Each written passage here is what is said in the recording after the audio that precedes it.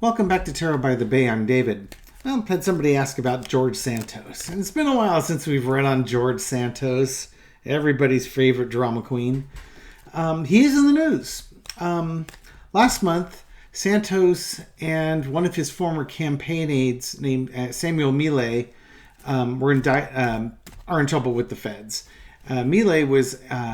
he's the guy that was impersonating like Kevin McCarthy, an aide to Kevin McCarthy, and was getting money from donors to give to for he and Santos to split. You might remember that story.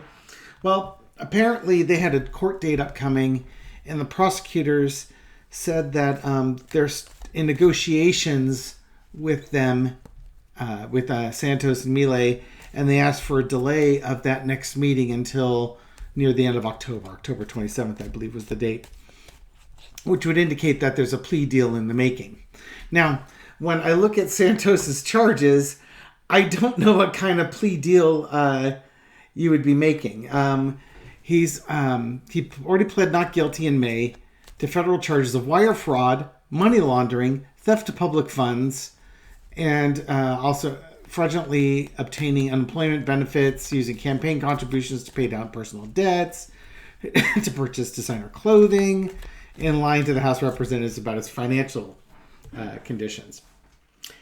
It's not like they could say pay the money back because he doesn't have the money, or else he wouldn't have been stealing it to do all these other things, right? So, to me, a plea deal means that he'll probably be serving some time. That's just my logical mind going on it. But Santos, of course, is denying everything. He's not in a deal with the feds, and it's outrageous that you say such things. Oh, God. Okay. George Santos. What's going on with America's favorite drama queen? For entertainment purposes only. Okay, so Mr. Santos. George Santos. What are you doing? What's going on with your all these federal charges against you? How are you feeling about these things? Mr. I'm not in a plea deal. God, guy lies. He and Trump, man. Man, my card's upside down. My deck's upside down. Yep, he's stressing out. You can tell he's stressing out because he's lying. When he opens his mouth, he's lying. No, he's stressing out. This is... He's been trying to look for a way out of this, and there's no way out. He is absolutely stuck. They got him dead to rights, basically. So his public statements are his way of projecting strength and mastery. It's straight out of the Dictator Book 101. Just deny. Everything's a witch hunt. He's just following Trump's playbook. He's not as good at it, but he's trying to project strength by saying that, I'm not in these negotiations for a plea deal, because that would mean that he'd be pleading guilty, and he doesn't want to show that.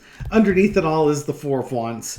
This is either him going to prison or him getting kicked out of Congress, or maybe both. So he's stressed out because he knows he's going to prison. So yeah, my initial supposition on this one is like, it's not like they're asking him to pay the money back. They'll fine his butt, but he's going to jail. He's going to jail or prison. I'm not sure what. It's prison. They're felonies. You're going to prison. In the past, this is George just being naive, feeling entitled, grifting everybody. Life was easy. He found it really easy to charm people and get things for free. Charm or con, take your pick. But it was, small-time crime. He did a lot of small-time crime. Then he got elected to the House of Representatives somehow, in a Florida moment that happened in New York. And now he's with the big boys, being able to crime with the big boys. Problem is, truth's coming out. He got exposed, especially when his buddy Millet there is caught, sending him text messages saying, go big or go home. I just swindled these guys out of, hundreds of thousands of dollars or whatever it was that he got out of it. So all these text messages, all these emails, all these communications, all these financial crimes, it's all been laid out to bear. for everybody to see. And as much as he tries to deny it, the evidence is what the evidence is. And con men don't like truth. They don't like hard evidence because you can't lie about facts. It doesn't work. Overall, he's in negotiations. He's in negotiations with the feds, trying to figure out how much money is he going to have to pay back and how much time is he going to have to do. It's just a cathedral that they're building. But, it might as well just be a dungeon for all you know. He'll be doing some time and he'll be paying some money back. The lesson to be learned is Page of Wands. He started a new life in Congress with a new message and a new grift, and he wasn't skilled at it. He was kind of a rookie at it, and he just, he was very ham-fisted in his handling of everything that went on. He made a bunch of rookie mistakes. Don't give him a second chance. He is the type of person who will learn from his mistakes. Outcome, Ace of Swords. Justice is here. Judgment is here. He will be held accountable for his actions. He will be going to prison. He will be paying fines and restitution and things along those lines. So, that's what I've got as far as that. Now, I guess the follow-up question is, will he be removed from office or resign from office, before the next elections?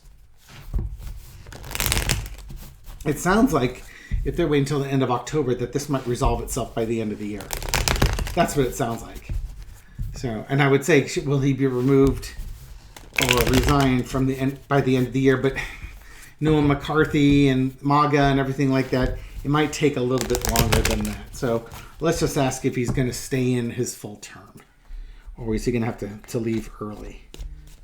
Will George Santos serve out his full term as the House of Representatives for his district in New York, or will he resign? Let's see. I don't know if you could look for a card that said he's leaving quite like that. He'll be leaving before the end of his term. Despite the fact that he plans on running for re-election and all that, he's not staying. He's going. I'm going to translate that. He's leaving before the end of his term because that's what I asked. It could be that he just he gets primaried or he doesn't get re-elected. But I did ask if he'd be leaving before the end of his term. What's the challenge? He won't have the funding and he won't have the support. If he leaves, if he gets primaried, the GOP is not supporting him. If he gets it past the primaries, he doesn't have the funding to make it through the general election. He can get through the primary election, but I don't think he'll even have the support to make it to the primaries. Maybe he will. If he makes it the primaries, the GOP will primary him right out of that position. But I think that he might be asked to leave before then because he made the mistake of stealing from somebody wealthy. That's big. The biggest mistake he made was he and his buddy stole from somebody wealthy. Yeah, Knight of Cups. He went in there under false pretenses to collect the money from somebody. They were pretending to be McCarthy's aide. That's really what his undoing is. He stole from GOP donors, from wealthy GOP donors. That was his problem. And wealthy GOP donors don't like to be stolen from. And if you steal from them, they will work their power and get your butt tossed out. There's going to be all sorts of pressure for him to leave. I know McCarthy's only got the 4 votes or 5 votes or whatever it is. McCarthy may not even be the speaker by the end of the year. My original readings from the beginning of this year said he wouldn't even be speaker by the end of this year. So I'll have to rethrow on McCarthy and how the budget things are going to go. But, if McCarthy's not going to be the speaker, he probably takes Santos with him or kick Santos out beforehand. You know what I mean? Overarching energy, King of Pentacles. Yep, don't steal from wealthy people. God, duh. Yeah, you stole from a big donor. That was your biggest mistake. and it's going to cost you your government position because the wealthy donors own the people who are in power in the government, like Kevin McCarthy, for instance. And because they own this person, they can call the shots, and then he will do what they tell him to. It's the end of the line. That's the beginning and end of his 2-year political career. He's done. He went 2 years. 2 years in air quotes. Oh, good Lord. They might kick him out while he's in prison, too, because he's not really much of a use for him. He's not much of a use in prison, is he? Because of the stupid, dumb rules that they have saying you have to be on the floor to vote.